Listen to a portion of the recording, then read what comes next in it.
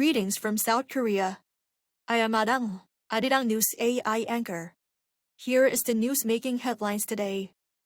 Korea's homegrown Nuri rocket soared into space for its fourth mission, lifting off from Gohungun County in Jeollanam province at 1:13 a.m. on Thursday. The mission's success was confirmed about 90 minutes later, as the main satellite among the 13 satellites on board reached an orbit well within a 600-kilometer target and a 6% error range.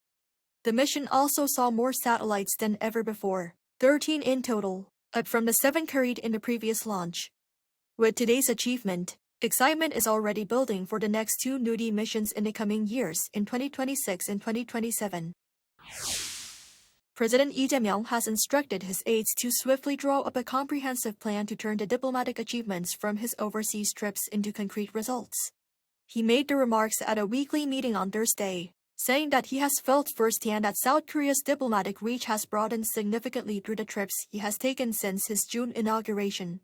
Reflecting on his most recent trip to the UAE, Egypt, South Africa, and Turkey, the president added that most of the leaders he met expressed strong interest in expanding defense cooperation with South Korea. He vowed to further deepen global cooperation in high-tech industries, defense, culture, and the economy.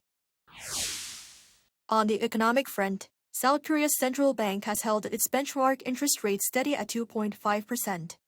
The Bank of Korea announced the decision this morning, following the final Monetary Policy Committee meeting of the year. The rate freeze comes amid rising housing prices in the capital area and a continued weakening of the Korean won against the US dollar. The central bank's decision comes after its governor Lee Chang-yong had recently said that while the official policy path points toward a rate cut cycle, the timing and scale of any move will depend entirely on incoming data. South Korea's Aka and Cheonghae units will continue to be deployed for 1 more year. This, as the National Assembly Defense Committee approved a motion on Thursday to extend their deployments until the end of next year.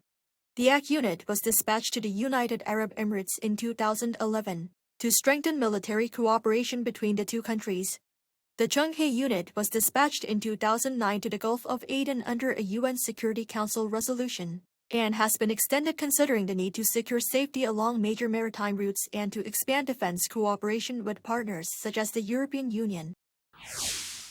Naver, South Korea's largest search engine, and Dunamu, the operator of the country's biggest crypto exchange Upbit, have announced massive investments in artificial intelligence and Web3 technology.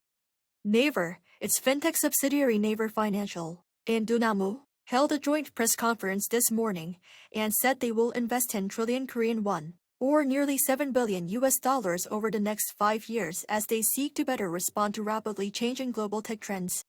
The 3 companies said they plan to work together on designing a next-generation financial infrastructure that combines AI and blockchain technology, and aim to establish a new platform that extends beyond payments that can cover the broader financial sector, and even everyday lifestyle services. Thursday's announcement follows an agreement for Naver to acquire Dunamu in an all-stock deal, as the internet giant seeks to cement its foothold in the country's digital assets market. That is all from me today. Thank you for watching.